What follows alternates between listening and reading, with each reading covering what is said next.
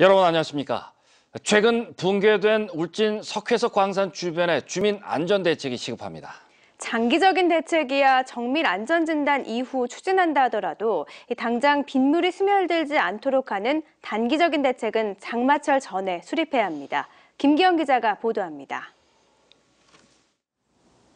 눈이 녹은 울진 남수산을 다시 올랐습니다. 어렴풋이 보이던 생채기가 확연히 드러납니다. 함몰은 10에서 20m, 길이로는 1km까지 이어져 있습니다.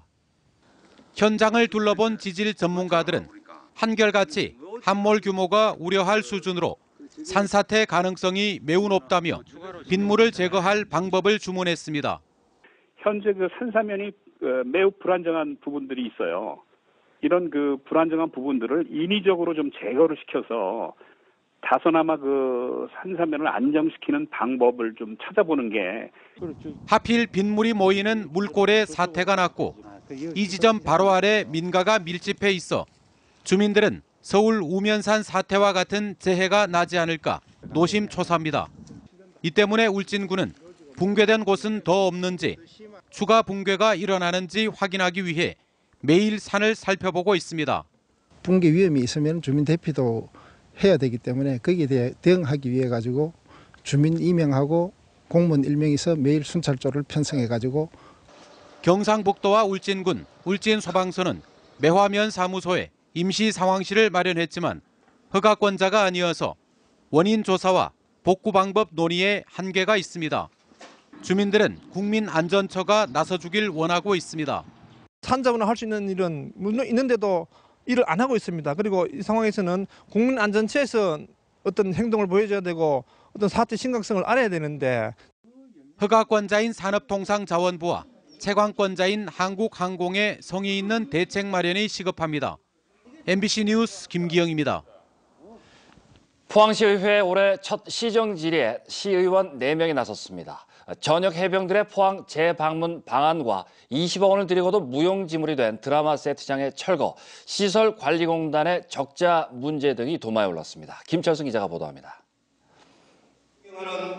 김일만 의원은 한 해 해병대 수료 장병이 1,500명, 전역 장병이 6,000명이고 예비역이 100만 명이나 된다며 재방문 유도 방안을 물었습니다. 다시 찾고 싶은 포항을 알릴 수 있는 프로그램 등 홍보 정책 개발이 시급히 마련되어야 함에도 현재 포항시에서 추진하고 있는 대책은 미미하다고 할 수 있겠습니다. 포항시는 인프라를 구축하겠다고 답했습니다. 해병 테마공원, 머린타운 조성 등과 같은 하드웨어 구축 산업 등을 통해서 인프라 구축에 관심을 갖고 추진할 계획입니다. 복덕규 의원은 포항시 시설관리공단의 주요 사업인 야구장과 재활용 선별장, 구룡포 청소년 수련원 등을 예로 들며 적자가 심한데도 공단 임직원의 연봉은 높다고 비판했습니다.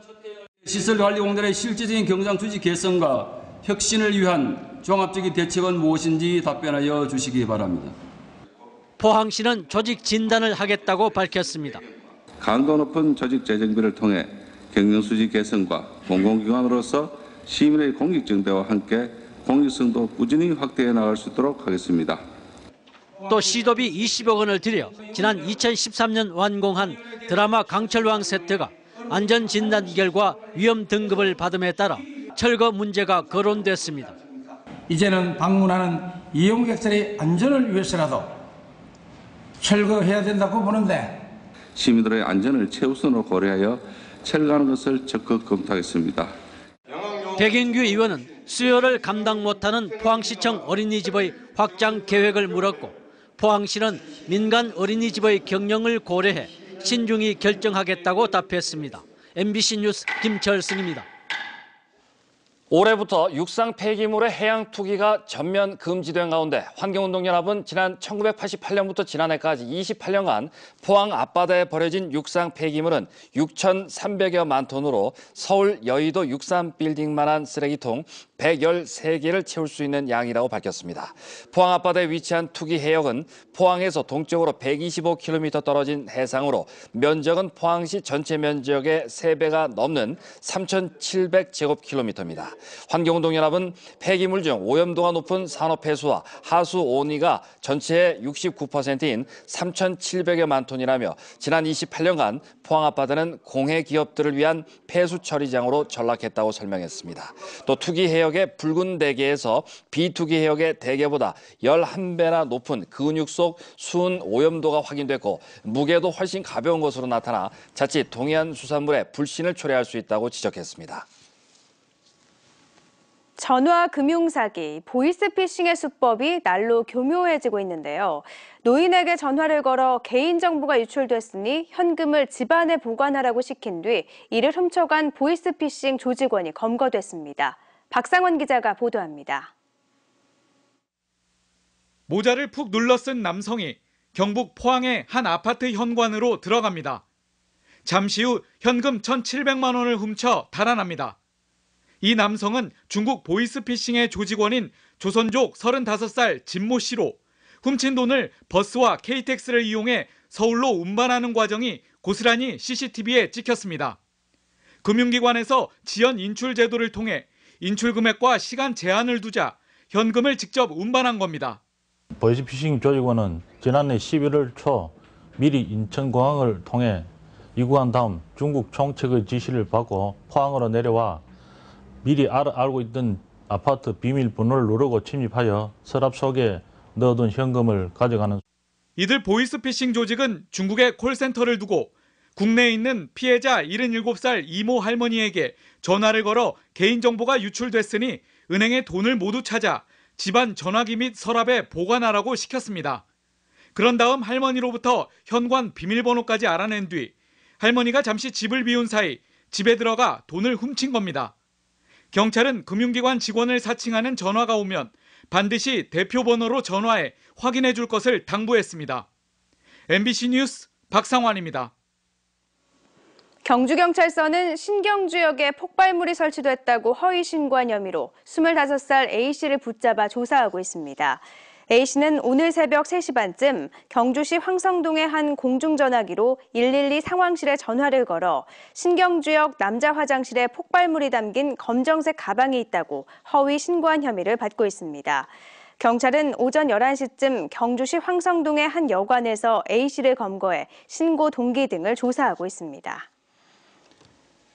41만 킬로미터를 달린 자동차를 10만 킬로미터를 달린 것으로 조작한 50대 남성이 경찰에 구속됐습니다. 주행거리를 조작하는 데 걸린 시간은 고작 20분밖에 걸리지 않았습니다. 양관희 기자가 보도합니다. 2008년식 그랜저입니다. 계기판에 찍힌 주행거리는 10만 킬로미터. 하지만 자동차 등록 원부를 살펴보니 41만 킬로미터를 달린 차였습니다. 주행거리를 30만 킬로미터 이상 조작한 차량입니다. 피의자는 차량 정비소 근무 경력이 있는 53살 신모 씨. 5만 원에서 10만 원을 내면 주행거리를 뒤바꾸는 건 식은 죽 먹기였습니다. 조작은 20분이면 가능했습니다. 조작할 때 보면 성능 기록부라고 있잖아요. 그거를 띄워주는데 그게 다 일치하니까 기분도 안 좋고. 신 씨가 주행거리를 바꾼 자동차나 오토바이는 100대, 조작을 의뢰한 사람은 42명이었습니다. 이들은 더 비싼 값의 차를 되팔거나 무상보증 수리를 받기 위해 계기판 조작을 의뢰한 것으로 드러났습니다. 사고 위험성을 떠안거나 추가 수리 비용이 발생할 위험이 있습니다. 그리고 추후 자동차 거래할 경우에 가격을 부당하게 높게 받을 염려가 있습니다. 경찰은 신 씨를 구속하고 조작을 의뢰한 42명을 불구속 입건했으며 중고차 구입되는 자동차 등록 원부와 자동차 민원 포털을 통해 차량 이력을 확인해야 한다고 조언했습니다. MBC 뉴스 양관입니다. 거짓으로 119 구급 신고를 한 뒤 병원을 가지 않고 개인 용무를 보는 얌체족에게 앞으로 200만 원의 과태료가 부과됩니다. 국민안전처는 이 같은 내용의 119 구조 구급에 관한 법률 시행령이 국무회의를 통과해 오는 16일부터 시행에 들어간다고 밝혔습니다. 현재는 거짓 신고 횟수에 따라 과태료가 100만 원에서 최고 200만 원까지 부과되지만 시행령 개정에 따라 한 번만 거짓 신고를 해도 과태료 200만 원이 부과됩니다. 워크아웃 중인 포스코 플랜텍이 상장 채권 매매 거래 정지와 상장 폐지를 공시했습니다. 이는 자본금 전액이 잠식된 데 따른 것이며 상장 폐지일은 오는 21일입니다. 포스코 플랜텍은 지난해부터 철강 위주로 사업을 재편하고 있으며 울산 1, 2공장 매각을 추진하는 등 정상화에 나서고 있다고 밝혔습니다. 경북교육청은 올해 158억 원을 사립유치원 교원 처우 개선과 학급 운영비로 지원합니다. 사립유치원 정규 교원에게는 인건비 보조 차원에서 월 40만 원을 지원하고 담임을 맡고 있는 교사에게는 월 11만 원의 담임수당을 지원합니다. 유치원 납입금을 동결한 유치원은 학급당 월 23만 원에서 40만 원의 인센티브를 주고 고액의 운영비나 원비를 받는 사립유치원은 재정 지원을 하지 않기로 했습니다. 포항상공회의소와 포항지역발전협의회가 추진하는 포항공항 민항기 재취항 촉구 서명운동 참여자가 20만 명을 넘었습니다. 지난달 10일부터 시작된 서명에는 시민들은 물론 포스코와 계열사, 3일, 세아제강 등 기업들과 포항뿌리회, 포항시 읍면동에서 적극 참여하고 있습니다. 포항상공회의소는 민항기 재취항이 이루어질 때까지 서명운동을 지속하고 대한항공과 아시아나항공이 재취항할 경우에 포항공항 이용하기 캠페인 등을 펴겠다고 밝혔습니다. 오늘 새벽 4시쯤 울진 후포항 남쪽 7km 해상에서 길이 4m, 둘레 2m의 밍크고래 한 마리가 정치망 그물에 걸려 죽은 채 발견됐습니다. 이어 오전 10시쯤에는 영덕군 병곡면 백성리 남동쪽 4km 해상에서 길이 5m, 둘레 2m의 밍크고래 한 마리가 통발줄에 꼬리가 감겨 죽은 채 발견됐습니다. 포항해경은 2마리 모두 불법 포획 혐의가 발견되지 않아 고래 유통 증명서를 발부했고 혼획된 밍크고래는 수협을 통해 위판됐습니다. 오늘 황사는 물러갔지만 찬바람이 불면서 쌀쌀해지고 있는데요. 내일 아침에는 포항이 5도, 경주 2도로 내려가면서 오늘보다 춥겠습니다. 민미경 기상캐스터입니다. 네, 오늘 산발적으로 빗방울이 떨어지고요. 찬바람이 불면서 황사는 대부분 물러갔습니다. 다만 미세먼지는 오늘까지 영향을 주면서 일시적으로 나쁨 수준을 보일 수 있겠습니다. 호흡기 관리 잘해주셔야겠습니다. 내일은 아침 기온 오늘보다 더 떨어지고요. 낮에도 4도에서 7도의 분포를 보이면서 기온이 크게 오르지 못하겠습니다. 오후부터 밤 사이에는 경북 동해안에서 눈이나 비 소식이 있는데요. 모레까지 예상되는 적설량은 1에서 5cm 정도고요. 5에서 10mm의 비도 내리겠습니다. 눈이 쌓이면서 도로가 언 곳이 있어 미끄럽겠습니다. 각별히 안전운전 하셔야겠습니다. 자세한 내일 날씨 알아보겠습니다. 내일 경북 동해안은 동풍의 영향으로 눈 또는 비 소식이 있습니다. 내일 아침 최저기온은 포항 5도, 경주 3도로 출발하겠습니다. 낮 최고기온은 울진 4도, 포항 7도, 경주 6도에 머물며 오늘보다 낮겠습니다. 울릉도 독도는 내일 대체로 흐리겠습니다. 아침에는 울릉도 2도, 독도 4도를 보이겠고요. 한낮에는 울릉도 4도, 독도 5도가 되겠습니다. 내일 해상에서도 눈이나 비가 오겠습니다. 동해 남부 해상에서는 풍랑 예비특보가 내려진 가운데 바람은 최고 14m까지 강하게 불겠고요. 물결도 1.5에서 4m로 오후에 매우 높게 일겠습니다. 주말까지는 평년보다 낮은 기온을 보이면서 춥겠습니다. 갑작스러운 기온 변화에 건강관리 잘해주셔야겠습니다. 날씨였습니다.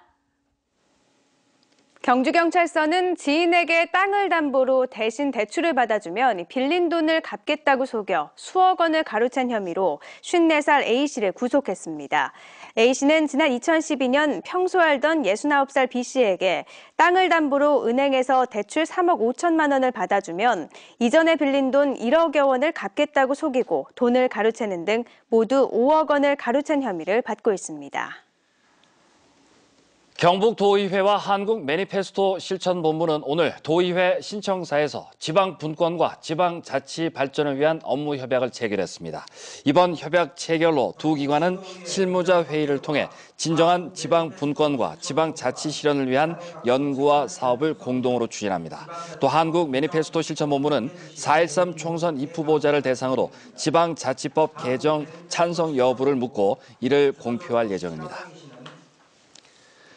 모범 장서가인 고 박종철님의 유가족이 영어로 된 어린이 책 100권과 기금 200만 원을 포은 중앙도서관에 전달했습니다. 미국 등지에 사는 유족들은 지난해 6월에도 고인의 뜻이라며 고인이 보관하고 있던 장서 2,800권과 500만 원을 기탁했고 앞으로도 지속적으로 영어 어린이 책을 전달하겠다고 밝혔습니다. 포항시의회 소속 시의원 전원이 오늘 포항 스틸러스의 선전을 기원하며 시즌카드를 구입했습니다. 시즌카드 전달 행사에 참석한 최진철 감독은 포항이 가지고 있는 강한 축구를 선보여 성원에 보답하겠다고 말했습니다. 한편 포항은 오는 12일 토요일 오후 4시 포항 스틸야드에서 광주FC를 상대로 개막전을 치릅니다. 포항 테크노파크 경북 소프트웨어 융합센터가 5년간 진행되는 소프트웨어 융합 클러스터 사업의 1차 년도 수행 결과 1위를 차지했습니다. 경북센터는 지난 1년 동안 수혜기업의 매출이 29.9% 증가했고 550명의 고용 창출과 411명의 교육을 실시했다고 밝혔습니다. 미래창조과학부와 정보통신산업진흥원이 실시하는 소프트웨어 융합 클러스터 사업은 2013년 부산과 경기, 인천, 대구에 이어 지난해 5월 경북과 전북이 선정됐습니다. 포항시 구룡포읍 장길리 복합 낚시공원이 관광객과 낚시꾼들에게 인기를 얻고 있습니다. 이곳에는 확 트인 해안데크 산책로와 경관 조명 등대, 그리고 부유식 낚시터 등이 조성돼 휴식도 하고 낚시도 즐길 수 있습니다. 장길리 복합 낚시공원은 지난 2009년부터 지난해까지 6년간 사업비 120억 원이 투입돼 완공됐습니다. 포항의 구도심 지역인 중앙동과 송도동 일원 골목길이 범죄 예방 디자인을 통해 안심골목으로 거듭납니다. 포항시는 시도비 5억 6천만 원을 들여 롯데백화점 맞은편과 송도 솔밭 안전 쪽을 새로 디자인하기로 했습니다. 이상으로 포항 MBC 뉴스데스크를 마치겠습니다. 여러분 고맙습니다.